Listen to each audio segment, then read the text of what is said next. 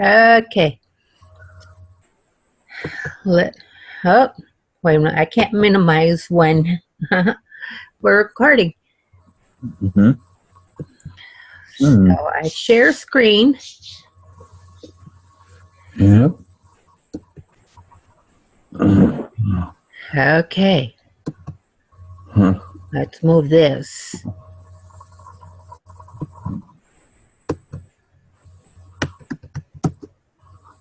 Bible. Mm-hmm.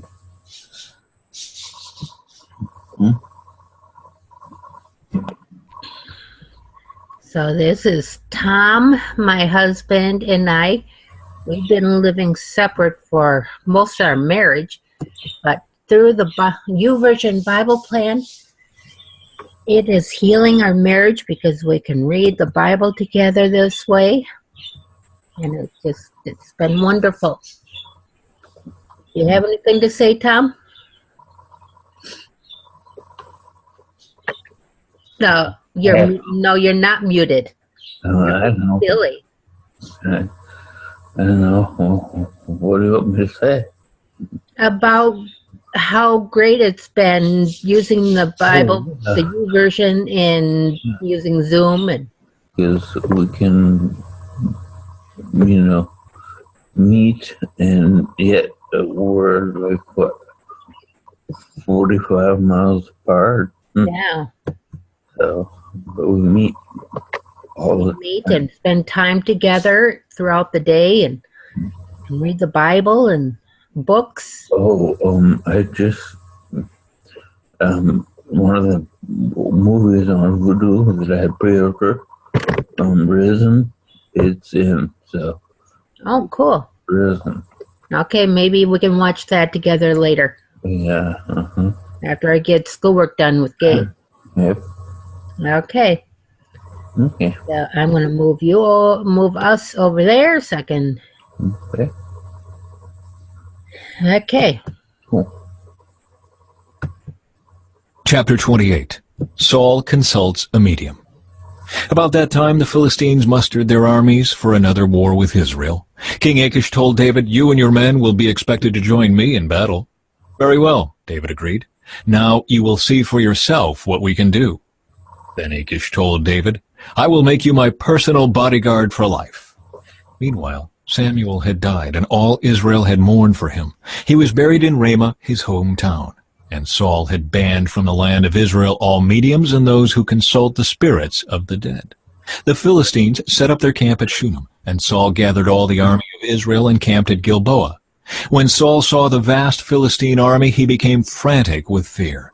He asked the Lord what he should do, but the Lord refused to answer him, either by dreams or by sacred lots, or by the prophets. Saul then said to his advisers, "Find a woman who is a medium so I can go and ask her what to do." His advisers replied, "There is a medium at Endor." So Saul disguised ordinary clothing instead of his royal. Ewoks, yeah. Yeah.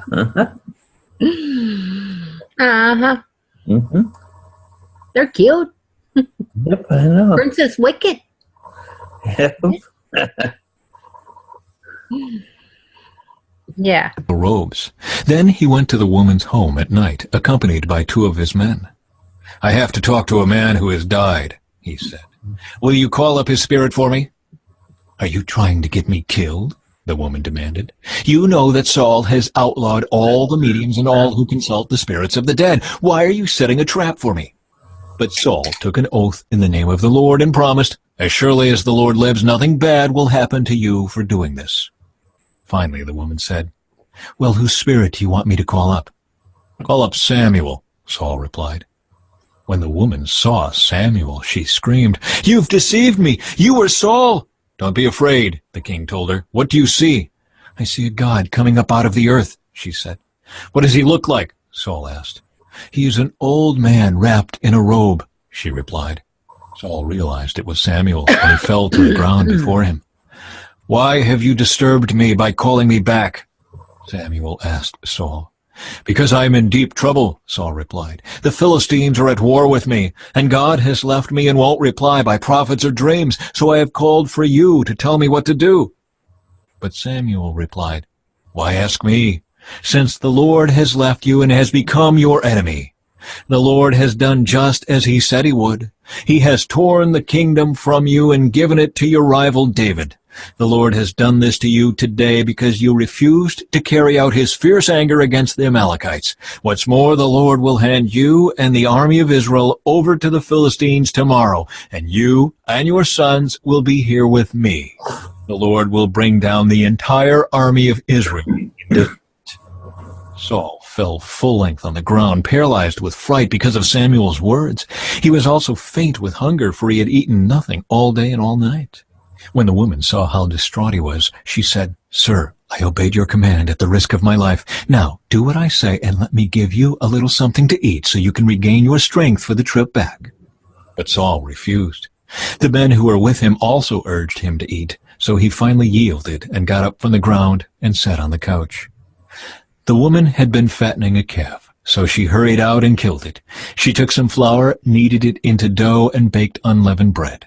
She brought the meal to Saul and his men, and they ate it. Then they went out into the night.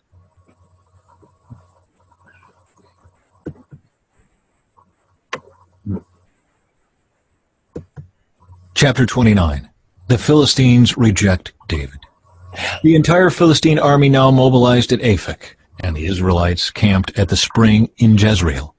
As the Philistine rulers were leading out their troops in groups of hundreds and thousands, David and his men marched at the rear with King Achish. Philistine commanders demanded, "What are these Hebrews doing here?" Achish told them, "This is David, the servant of King Saul of Israel. He's been with me for years, and I've never found a single fault in him from the day he arrived until today." But the Philistine commanders were angry. "Send him back to the town you've given him," they demanded. "He can't go into the battle with us. What if he turns against us in battle and becomes our adversary? Is there any better way for him to reconcile himself with his master than by handing our heads over to him? Isn't this the same David about whom the women of Israel sing in their dances, 'Saul has killed his thousands and David his 10,000s'?" So Achish finally summoned David and said to him, "I swear by the Lord that you have been a trustworthy ally. I think you should go with me into battle, for I've never found a single flaw in you from the day you arrived until today. But the Philistine rulers won't hear of it. Please don't upset them, but go back quietly." "What have I done to deserve this treatment?" David demanded. "What have you ever found in your servant that I can't go and fight the enemies of my lord the king?" But Achish insisted. "As far as I'm concerned, you are as perfect as an angel of God. But the Philistine commanders are afraid to have you with them in the battle. Now get up early in the morning and leave with your men as soon as it gets light." So David and his men headed back into the land of the Philistines, while the Philistine army went on to Jezreel.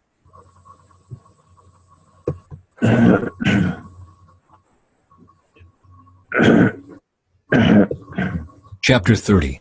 David destroys the Amalekites. 3 days later, when David and his men arrived home at their town of Ziklag, they found that the Amalekites had made a raid into the Negev and Ziklag. They had crushed Ziklag and burned it to the ground. They had carried off the women and children and everyone else, but without killing anyone. When David and his men saw the ruins and realized what had happened to their families, they wept until they could weep no more.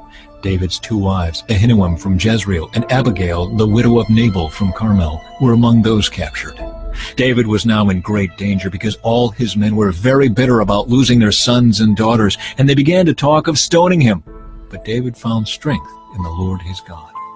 Then he said to Abiathar the priest, "Bring me the ephod." So Abiathar brought it. Then David asked the Lord, "Should I chase after this band of raiders? Will I catch them?"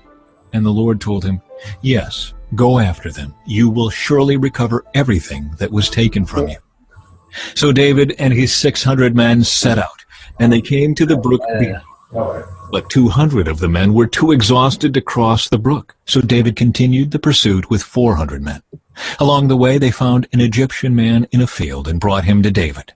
They gave him some bread to eat and water to drink. They also gave him part of a fig cake and 2 clusters of raisins, for he hadn't had anything to eat or drink for 3 days and nights. Before long his strength returned. "To whom do you belong and where do you come from?" David asked him. "I am an Egyptian, the slave of an Amalekite," he replied. "My master abandoned me 3 days ago because I was sick. We were on our way back from raiding the Kerethites in the Negev, the territory of Judah, and the land of Caleb, and we had just burned Ziklag. Will you lead me to this band of raiders? David asked. The young man replied, If you take an oath in God's name that you will not kill me or give me back to my master, then I will guide you to them. So he led David to them, and they found the Amalekites spread out across the fields, eating and drinking and dancing with joy because of the vast amount of plunder they had taken from the Philistines and the land of Judah. David and his men rushed in among them and slaughtered them throughout that night and the entire next day until evening. None of the Amalekites escaped except 400 young men who fled on camels. David got back everything the Amalekites had taken, and he rescued his 2 wives. Nothing was missing, small or great, son or daughter, nor anything else that had been taken. David brought everything back. He also recovered all the flocks and herds, and his men drove them ahead of the other livestock. This plunder belongs to David, they said. Then David returned to the brook Bezor and met up with the 200 men who had been left behind because they were too exhausted to go with him. They went out to meet David and his men, and David greeted them joyfully. But some evil troublemakers among David's men said, They didn't go with us, so they can't have any of the plunder we recovered. Give them their wives and children and tell them to be gone. But David said, No, my brothers, don't be selfish with what the Lord has given us. He has kept us safe and helped us defeat the band of raiders that attacked us. Who will listen when you talk like this? We share and share alike, those who go to battle and those who guard the equipment. From then on, David made this a decree and regulation for Israel, and it is still followed today. When he arrived at Ziklag, David sent part of the plunder to the elders of Judah, who were his friends. Here is a present for you taken from the Lord's enemies, he said. The gifts were sent to the people of the following towns David had visited: Bethel, Ramoth Negev, Jater, Aror, Siphmoth, Eshtemoa, Rachel, the towns of the Jerahmeelites, the towns of the Kenites, Hormah, Borashan, Athak, Hebron, and all the other places David and his men had visited.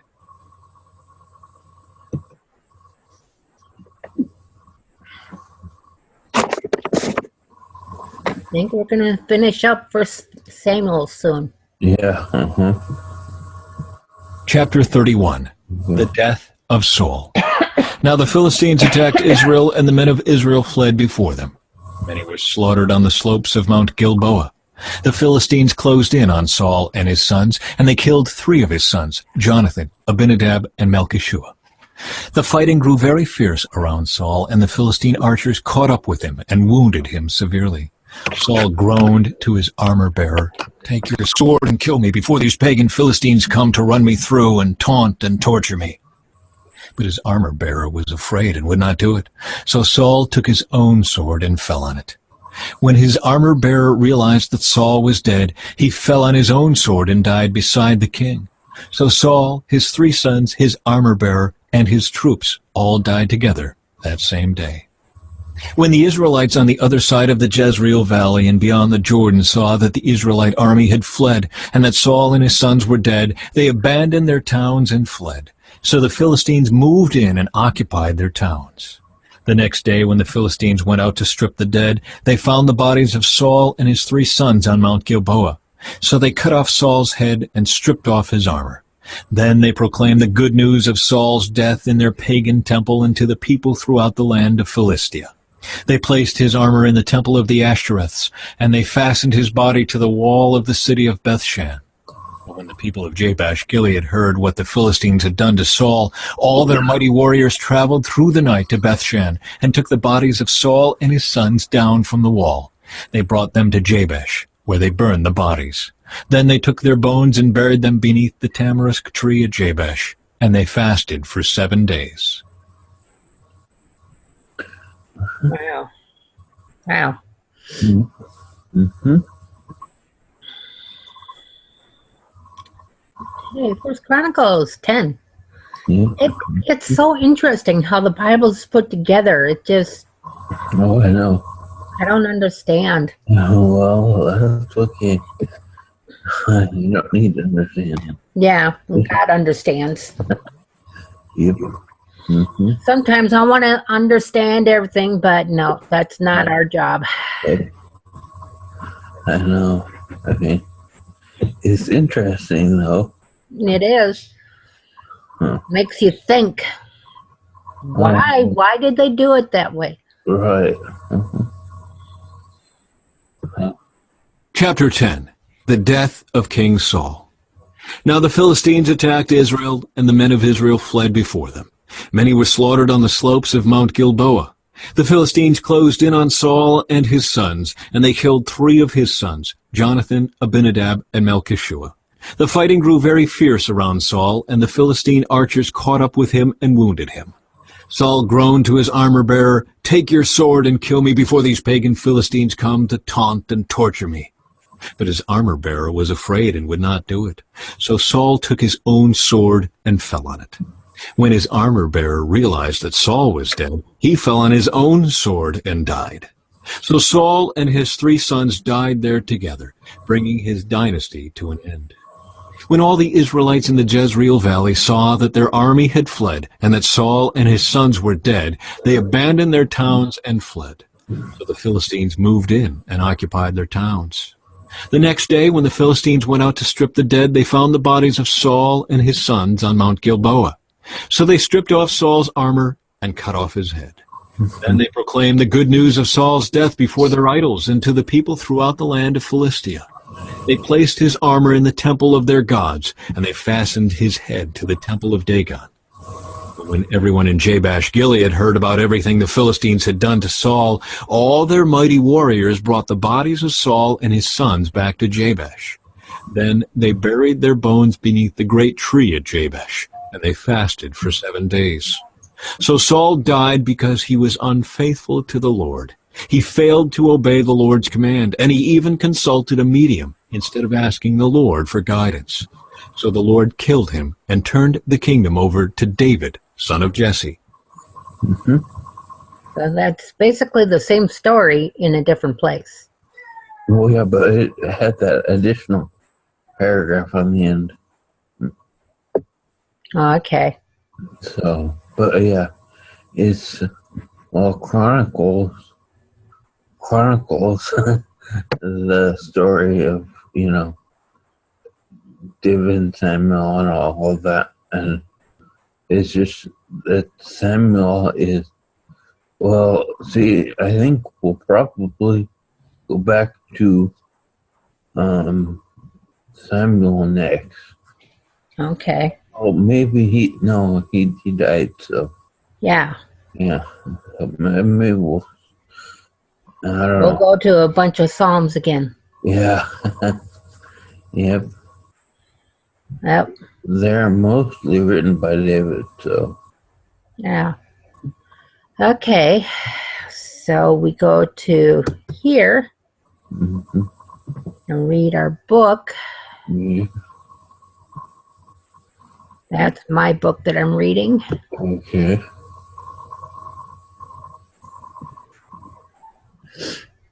I got another one for later when we get to Psalms. Right now we're working on Genesis. But when we get to I'm reading a book about Psalms, I have.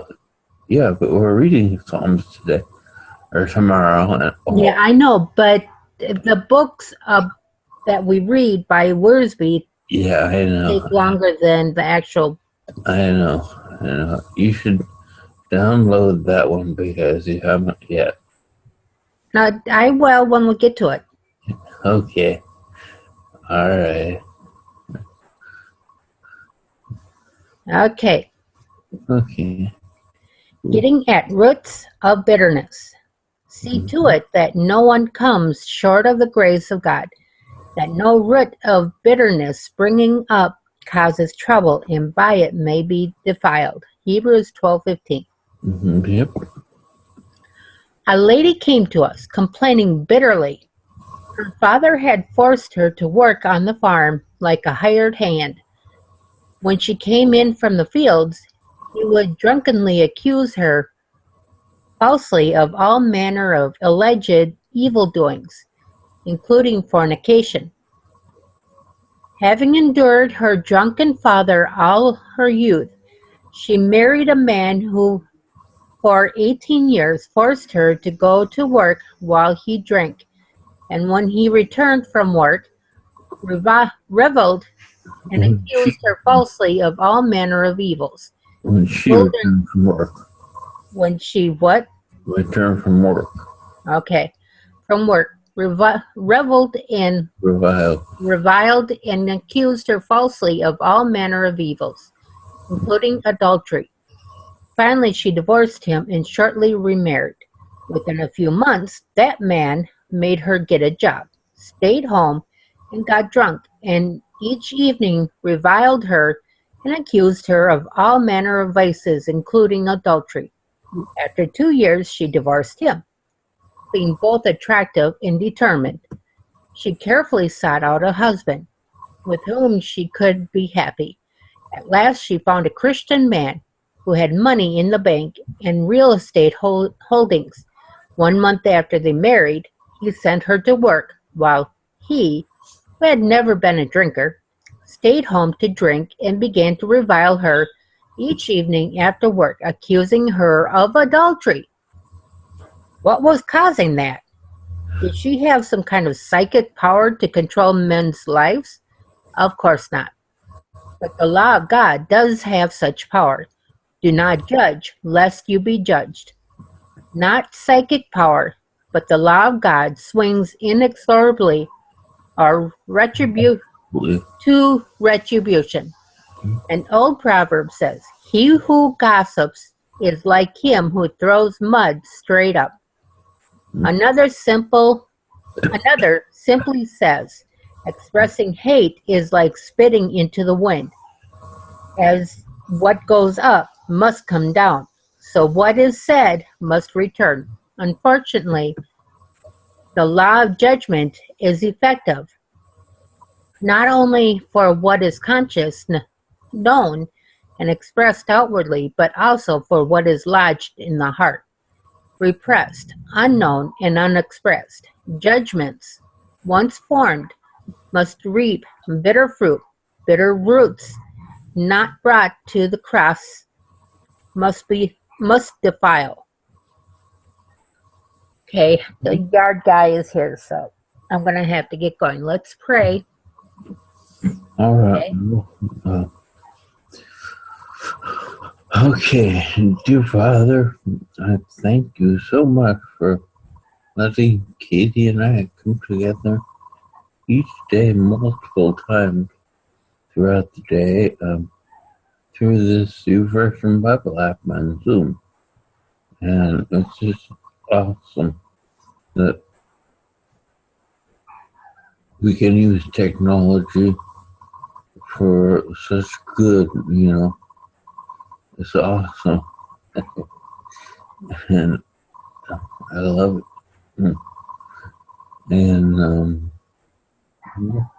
just please bless our family and be with us as we go throughout the day. And please just bless bless our son Gabe and our little Crystal, because those are the only two at home yet. But please, Lord, just be with us and help us to just do your will. And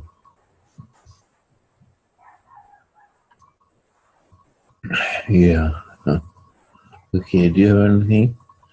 Lord, I want you to just continue to bless the people who produce the Zoom and produce YouVersion, and it helps us, helps you to help us to heal our marriage and to heal our family of all the damage that we have caused it, that you can deal out your grace for us. We do not deserve anything that you're doing for us in the home that you have for us in the future. We don't deserve any of that for what we did.